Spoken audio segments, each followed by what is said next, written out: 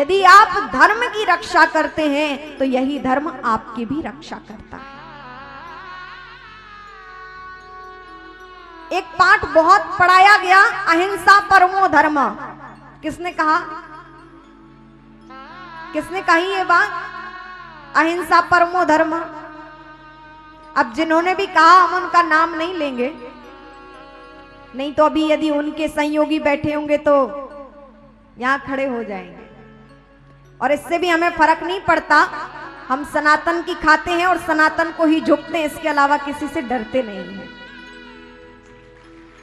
ये सत्य की गादी है और यहां से केवल सत्य ही बोला जाता है, और सत्य के लिए तो प्राण भी न्यौछावर हैं। ये धर्म जब हमें बिठाया है तो धर्म के लिए लेकर बोलना ही, धर्म पर चलना हमारा कर्तव्य है।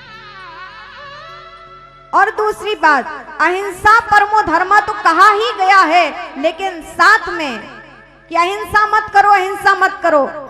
किसी ने कहा एक गाल पे थप्पड़ मार दिया, तुम दूसरा भी बता दो, इस पे भी मार लो, इतनी शांति रखो। अरे इसी शांति में रखते रखते आज क्या हो गया है? सम्मान भी कोई चीज होती है। एक गाल पे मारा, आप दूसरा दिखा दो, ऐसा कि इस पे भी मार लो आप। इस प्रकार की अहिंसा।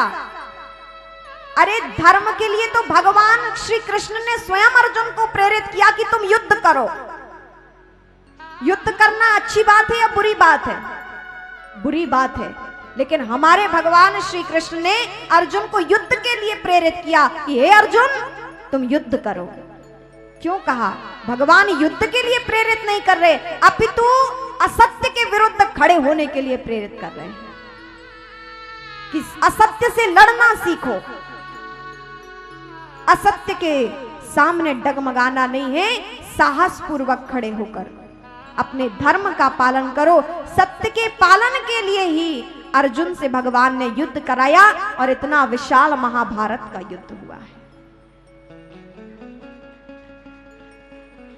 आज जागृत नहीं हुए ना आप, तो बड़े बड़े महापुरुषों की, पूर्वजों की कृपा रही तो आज आप ये आयोजन कर पा रहे हैं, आराम से बैठे हैं। आप आज अपने पूर्वजों का धन्यवाद ज्ञापित कर रहे हैं, लेकिन आज आप जागृत होकर अपने बच्चों के लिए नहीं सोच रहे हैं तो कल से वो आपके लिए कुछ नहीं कहने वाले। कितने आ गए यहाँ, कितने चले गए, कोई किसी का नाम नहीं जानता। अरे 4 पीढ़ी के बाद तो कोई अपने ही पूर्वज का नाम नहीं जानता, तो कौन किसे याद रखता है? लेकिन जो समाज के लिए जिए हैं उनको आज भी याद किया जाता है। यहां से उन महापुरुषों का नाम लिया जा रहा है। आने वाले 25 वर्ष में ये जब यदि राष्ट्र ही हमारा ना रहा तो क्या करेंगे आप? आपके बच्चे क्या होंगे? स्थानांतरित होंगे अन्य पंथ में। फिर भगवान का नाम कहां से लेना?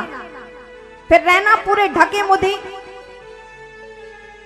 और जाना अपने चादरें ले लेकर। फिर भगवान के दिव्य छवि के दर्शन नहीं हो पाएंगे। आज जितने भी आप देख रहे हैं अन्य पंथों के पूजन स्थान, वो कहां थे? सारे हमारे मंदिर थे। लेकिन आज हमें अपने भगवान श्री राम का मंदिर बनाने के लिए युद्ध करना पड़ा।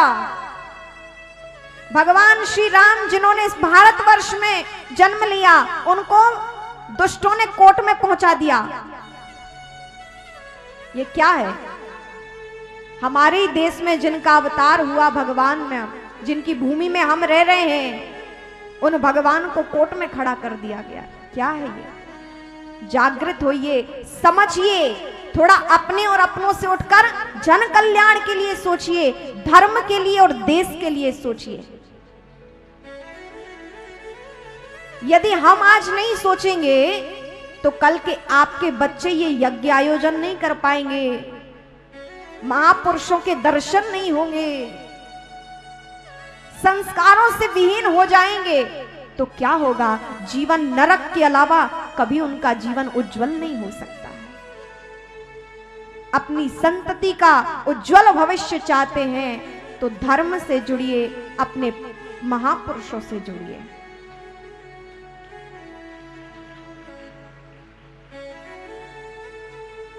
मुगलों के शासन काल में जब किसी हिंदू को कुछ अपने धर्म का आयोजन करना पड़ता था तो विस्तार पूर्वक नहीं होता था, इतने भव्य रूप में नहीं होता था, बहुत सूक्ष्म रूप में। और कब? जब तुम वहां के अधिकारियों से आज्ञा ले लोगे और आज्ञा लेने के बाद भी क्या आपको कर देना पड़ेगा, टैक्स देना पड़ेगा, तब आप आयोजन कर पाओगे। कहां पे? भारत में। मुगलों के राज्य में हिंदू कर देकर, टैक्स देकर अपने भगवान का आयोजन कर रहा है, स्वतंत्रता पूर्वक अपने भगवान की पूजा नहीं कर पाया। मुझे तो लगता है कुंभकर्ण के बाद यदि कोई सोया तो वो हिंदू ही सोया है। कुंभकर्ण की नींद के बाद हिंदुओं को ही नींद आई है, जागृत होने का नाम नहीं लेते हैं। अभी जब तक यहां सुना तब तक पल्ले में भरा हुआ है, और यहां से जैसे ही पांडाल से बाहर गए, क्या बात हुई यहां पर, इसका कोई ध्यान नहीं। आपकी परंपरा है, आपके बाल बच्चे नाती पोते हैं, आपको अपनी गृहस्थी संभालनी है। प्रभु ने कृपा की, सन्यासी बने, भगवान का भजन किया, ऐसे ही चले जाएंगे प्रभु की शरण में। लेकिन आपका अपना परिवार है, आपकी संतति है, परंपरा चल रही है। यदि आप इनके लिए विचार नहीं करोगे तो ये सनातन धर्म उनकी कैसे रक्षा करेगा, जब आज आप रक्षा नहीं कर रहे हो तो। और आप देखिए अन्य अन्य पंथों के कितने कितने राष्ट्र हैं जिन्होंने हम पर इतना अच्छा अत्याचार किया। उनके 56 राष्ट्र हैं। कितने राष्ट्र? 56। वो जहां चाहे वहां शरण ले सकते हैं, कोई भी उनको आराम से शरण दे देगा। अन्य जिसके राज्य हैं उनके 57 राज्य हैं, उनको भी कोई शरण दे देगा। राष्ट्र हैं उनके लिए इतने 57, कोई भी उनको शरण दे देगा, चले जाएंगे अपने किसी भी देश में रहने। लेकिन हिंदुओं का कौन सा राष्ट्र है? कौन सा राष्ट्र है हिंदुओं के लिए जो यहां से भगाए गए तो कहीं शरण ले लोगे? है कोई एकाध और ऐसा देश जहां आपको कोई अपने यहां निवास दे देगा? कोई नहीं है। और जहां रह रहे हो, यदि यहां से भी भगाए गए तो कहीं राज्य में, कहीं भी किसी देश में आपको शरण मिलने वाली नहीं है। आपको अपना धर्म ही परिवर्तन करना पड़ेगा। और ये चाहते हो तो बहुत अच्छी बात है। जागृति नहीं आई तो भुगतमानी पुनः भोगनी पड़ेगी, जैसी आज से लगभग 400-500 वर्ष पूर्व भोगी है। बहुत विडंबनापूर्ण ये दशा स्थिति उपस्थित है हमारे देश में। लोग कहते हैं हम तक थोड़ी ना कुछ हो रहा है। कश्मीर से भगाए गए, आज कश्मीर में क्या हो रहा है, केरल में क्या हो रहा है, आसाम में क्या हो रहा है, उत्तर प्रदेश भी पहले बहुत भयभीत था। लेकिन जब से योगी जी आए हैं, राम के भक्त आए हैं, तब से हमारा वृंदावन, हमारा पूरा उत्तर प्रदेश संतों की छाया में है। क्या होगा? आप अपने राज्यों की दशा देख तो रहे हैं जहां जहां आप निवास करते हैं। वहां से भगाए गए, यदि देश से ही भगाए गए तो कहां जाओगे? आज एक राज्य से पूरा का पूरा लाखों की संख्या के साथ कितना अपराध हुआ। कश्मीरी पंडित भगाए गए, कहां शरण मिली, किसने उनकी सुनी? और यहां तक कि एक भी हिंदू उनके प्रति नहीं बोला। बर्मा में 5 लोगों के साथ थोड़ी सी क्या बात हो गई, मुंबई में युद्ध हो गया। मुंबई में कितना घमासान मचा, बर्मा में केवल 5 लोगों के साथ लगभग। और यहां पर लाखों हिंदू कश्मीर से भगाए गए और हिंदू बोले नहीं। जाके बोले नहीं कि अरे हमारे भाई के साथ दुष्टता हुई, कोई नहीं बोला, सब अपने अपने राज्यों में आराम से। अरे हमारे साथ थोड़ी ना हुआ, ये बड़ी विडंबना है भारत में, अरे हमारे साथ थोड़ी ना हुआ। तो तुम कहां से वंचित हो, नहीं जागृत हुए तो? जब अपने यहां से भगाए जाओगे तब समझ में आएगी कहां कहां से नहीं भगाए जा रहे हो। आप सब महानुभाव से मेरा खूब विनम्र पूर्वक आग्रह है, निवेदन है, आप सबका प्रेम मुझे ये कहने के लिए विवश करता है। ये सनातन धर्म की सोच, संतों की सोच, यह हमें कहने के लिए विवश करती है। ये जो चल रहा है हमारे देश में आज, सब बहुत स्वार्थी अपने अपने लिए हम सोचते हैं। जरा महापुरुषों को याद करो, यदि वो अपने लिए सोचे होते तो आज हम इतने स्वतंत्रता पूर्वक यहाँ ना घूम रहे होते, ना रह पा रहे होते।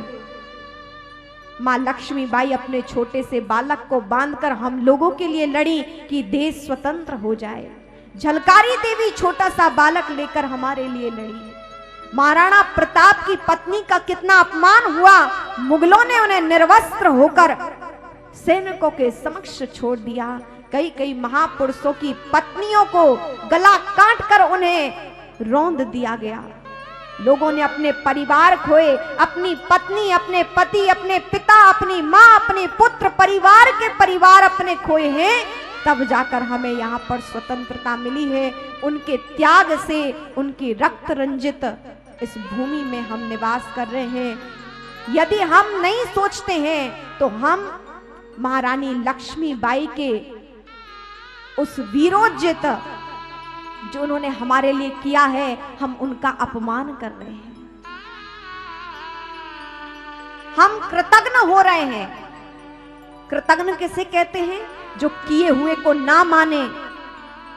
किसी ने हमारे साथ उपकार किया हो और हम उसे ना माने, उसको कृतज्ञ कहते हैं। उनने इतनी करुणा की है, हम पर कृपा की है, और हम देखो कैसे हमें उनके ऋणी होना चाहिए, उनके पथ पर चलना चाहिए। और आज हम हैं कि अपने में मस्त। विनम्र निवेदन आप सबसे, ये धर्म की गादी है हमारे यहाँ। ये धर्म तभी रहेगा, ये कथा वार्ता तभी रहेगी जब हम सनातन के पक्ष में रहेंगे, अपने प्रभु आराध्य के पक्ष में रहेंगे, अपने आराध्य का भजन पूजन करें, अपने श्रेष्ठ महापुरुषों से जड़े, उनके चरणों में बैठे, इधर उधर ना जाएं। 33 कोटि देवी देवता हैं हमारे यहाँ, आप क्यों अजमेर शरीफ जाते हैं?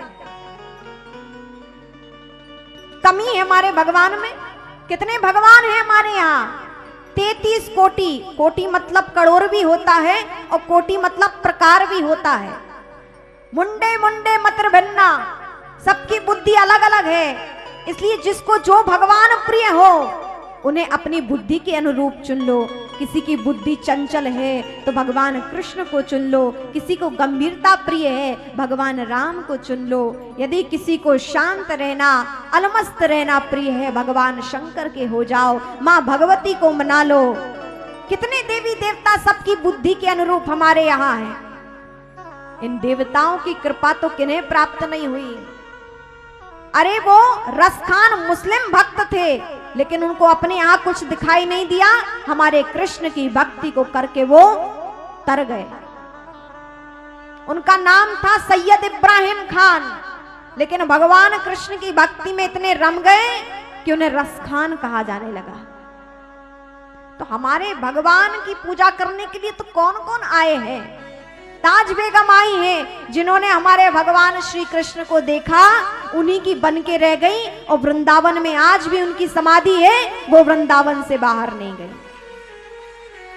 हमारी सनातन संस्कृति, हमारा धर्म बहुत विस्तृत, बहुत अनंत है, बहुत विशाल है। बस आपकी निष्ठा, भक्ति और विश्वास दृढ़ होना चाहिए। इसलिए जो यदि अजमेर शरीफ जाता हो या वहां चादरें चढ़ाने जाता हो, धागा बांधने जाता हो, तो आज से यहां संकल्प करें कि ना जाए। वो आते हैं आपके मंदिर में? नहीं आते। आप क्यों जाते हैं? वो अपनी टोपी लगाने से नहीं घबराते। आप तिलक लगा लो तो छुटा के स्कूलों में जाते हो, छुटा कर अपनी पार्टियों में जाते हो। हिंदू होकर तिलक लगाने में शर्माते हो, कलावा पहनने में शर्माते हो, चोटी रखने में शर्माते हो, धोती पहनने शर्माते हो, अपनी परंपराओं को छोड़ रहे हो। क्या है ये? ये तो हमारे यहां का गौरव है, सम्मान है कि आप एक शिखा से सुसज्जित हो, आपका मस्तक तिलक से सुसज्जित है, आपकी वेशभूषा भारतीय दिव्य है। जो हमारे भगवानों की वेशभूषा रही है, ऐसी धोती हमारी वेशभूषा रही है। स्मरण रहे, अपनी परंपराओं को छोड़कर, अपनी संस्कृतियों को छोड़कर कभी भी कोई भी आनंद से नहीं रह सका। भला अपनी जड़ों को छोड़कर कौन आनंद से रह सकता है? जड़ों को छोड़कर कभी कोई फलीभूत नहीं होता है। अपनी जड़ें छोड़ दोगे तो कभी भी सफल नहीं हो सकोगे।